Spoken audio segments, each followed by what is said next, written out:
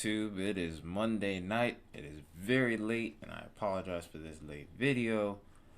Lots going on today. Been a very hectic day on my end. Basically, I didn't get home till like almost 8:30. But yeah, all I gotta say is you gotta love when technology fails you. So yeah, i.e. my washer. But anyways, got a video for you guys tonight, of course. Otherwise, I wouldn't be on here. I'm making this awkward. I'm just kind of scrambling more or less on here as well. But I mean, I made mention of it yesterday that there was going to be a nor'easter going on in the Northeast. It is ongoing right now, so we're going to go into that. We're also going to take a quick overview of today. I do remember bringing up mention of there being a marginal risk. Well, that has underperformed entirely to where they put the area back to a no severe zone. So it was just going to be general thunderstorms all day. There's only been one severe weather report today, which is awesome. I'm pretty sure a lot of people in the country are happy about that. We've all needed a break. And that's honestly why this nor'easter got past me, to be honest. I mean, we've had so much severe weather that I almost couldn't even breathe. I felt like I couldn't breathe or think straight, and I'm pretty sure a lot of other people in the weather community felt that way. But might I digress, though, we do have a marginal risk for tomorrow, although it's not a very impressive one. There is a marginal risk for Lubbock, Midland, and Amarillo, Texas. Pretty much around the Texas Panhandle, and it's trying to creep its way west towards New Mexico, but there isn't really much to behold here. Tornado threat is less than 2%. Wind threat is even less than 5%. So not too much to go off of here. The main thing is hail. When I looked at the synopsis earlier, they were saying something along the lines of the storms being elevated and there being steep lapse rates, but there's going to be a lot of capping inversions and all other sorts of bells and whistles that are going to make this a very limited, very isolated in nature type event. I even think that for the most part, these the potential for any of these potential hailstorms is going to be minimal. You might get some small hail out of most of these storms, but for the most part, most of this hail may not even reach severe limits, which is at least 1 inch in diameter hail. So we'll see how this unfolds tomorrow, I mean, still be weather aware just in case things change. I mean, just because it's less than 2% or less than 5% for this such and such hazard doesn't mean that it can't happen. So to anyone in the panhandle of Texas, definitely be weather aware. So there are other days of severe weather that I could talk about, but I'm mainly interested in this nor'easter that we have going on here right now. So we're going to dive right into it here. The reason why I ended up waiting a little bit longer to make a video instead of making one immediately after I got home is because I actually found this here. This is the HRRR model, but look, we have 48 hours instead of 18 for once. It's a nice little change here. So now I don't have to switch between the NAM 3 kilometer and this one to give you guys an update greater than 18 hours, which is lovely. So we're going to take a quick look at what the radar is looking like currently and how it will transition through the next 48 hours based off the NAM. So as you can see, here's our low pressure. This is what's causing our nor'easter. This is where our nor'easter is taking shape. It's a 1005 millibar low pressure. Expect this to strengthen, and we move this along. And look at how that snow gets really, boy. You gotta love the computer issues. But look at how the snow really starts to come in around the interior northeast by early tomorrow morning. We're talking about heavy snow, but on the coast we're getting a lot of we're talking about heavy snow in the interior, excuse me. But on the coast, we're getting a lot of mixed precipitation here and maybe even just some plain old rain. So I think for areas like New York City, Later into the early morning, into the late morning and early afternoon, you guys are probably going to catch some snow on the backside as this low really starts to strengthen. I think there's going to be a lot of strong winds with this as well. So we'll move this along, and this thing really starts to deepen and towards the backside, especially for the Great Lakes. Lake effect machine will be in full effect, so you will get a lot of snow squalls around areas like Buffalo. And then, of course, by early Wednesday morning, this will be moving out, and onward we will go.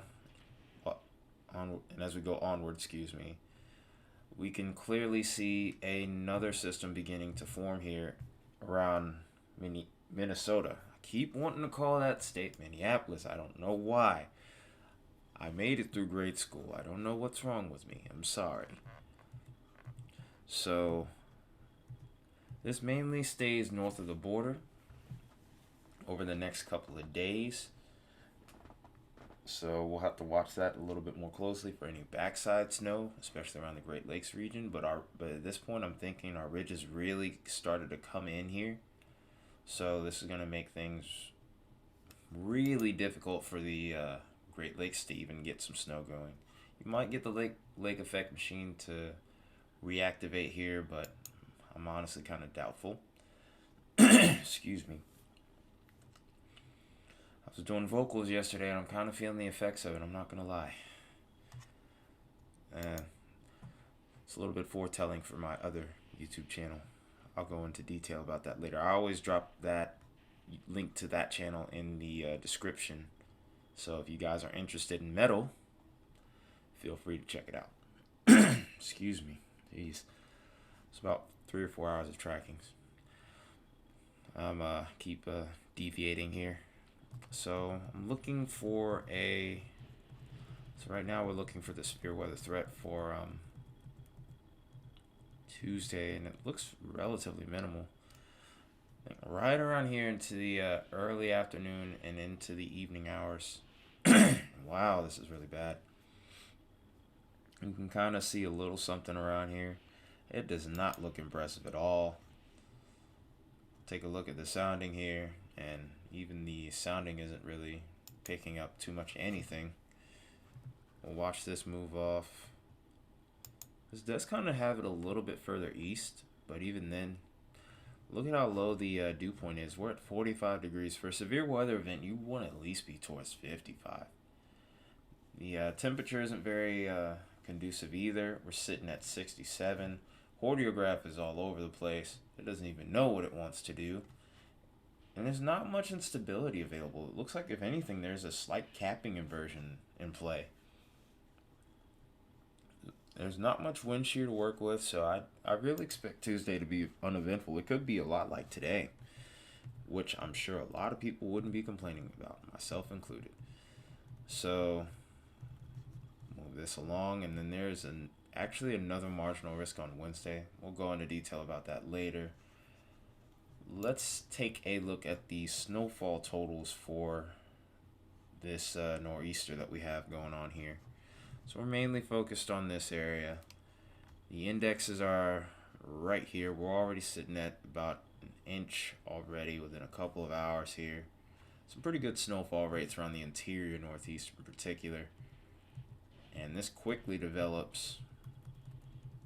Look at that. There's some places that'll get a foot. These are very rare totals for April.